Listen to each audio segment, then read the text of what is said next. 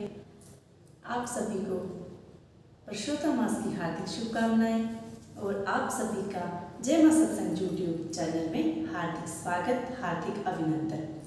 जैसा कि आप सब जानते हैं कि हम पुरुषोत्तम मास की कथा का अध्ययन कर रहे हैं और हमने पहले 10वें अध्याय का अध्ययन किया, आप सबने श्रवण किया। अब हम करेंगे 11वें अध्याय की कथा का महात्म्य। 11वां अध्याय।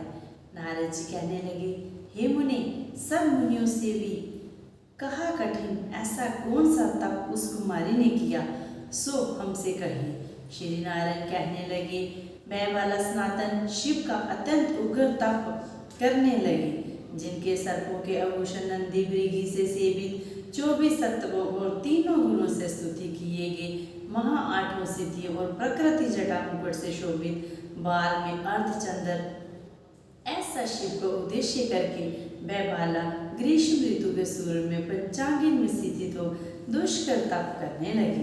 हेमंत तथा शिष्य ऋतु में ठंडे जल में स्थित मुख जल के ऊपर इस प्रकार दिखाई देती रही, जैसे जल के ऊपर कमल शोभायमान होता है। उसका ऐसा उग्र तप देखकर इंद्र महाचिंता को प्राप्त हो गया। हे अर्जुन, सब देवताओं को और महर्षियों को सराहने जोगे ऐसे उग्र तप में प्रवृत्त हुई ऋषि कन्या को 9000 वर्ष बीत गए। फिर पार्वती पति शंकर ने इसके तप से प्रसन्न होकर अपना अगोचर रूप दिखाया। उस रूप को देखकर वह कन्या झटपट खड़ी हो गई, मानो उसके देह में प्राण आ गए। तब से उसका शरीर जो दुर्बल हो गया था, मानो हष्ट पुष्ट हो गया। उस बाला ने नम होकर श्री शंकर को नमस्कार किया और विश्ववंदित श्री शिव का मानसोपचार से पूजन किया और उनकी स्तुति करने लगी।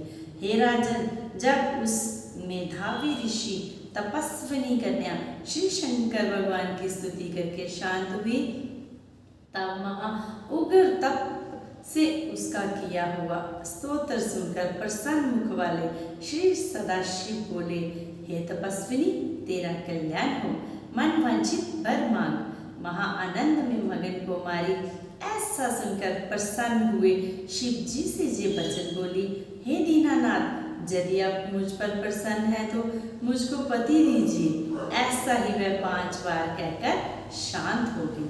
तब शिव जी मुनि कन्या को कहने लगे कि हे बाला, तुमने अपने मुख से कहा है वैसा ही होगा।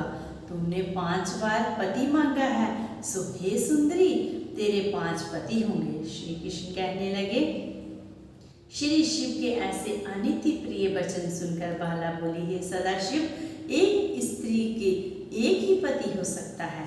कहीं भी स्त्री 5 पतियों वाली न देखी न सुनी।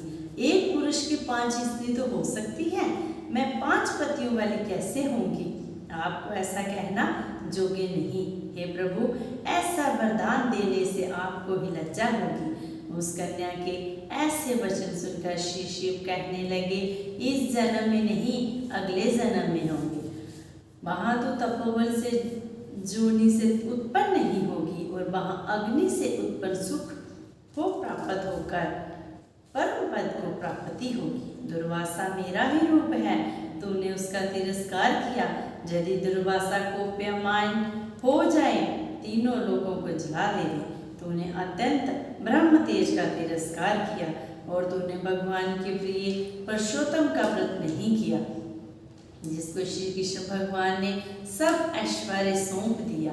हे बाले, मैं ब्रह्म आदि देवता और नारद आदि तपस्वी जिन भगवान जी की आज्ञा नहीं डाल सकते, तुमने उनको नहीं पूजा और अनादर किया, इसलिए तेरे 5 पति होंगे।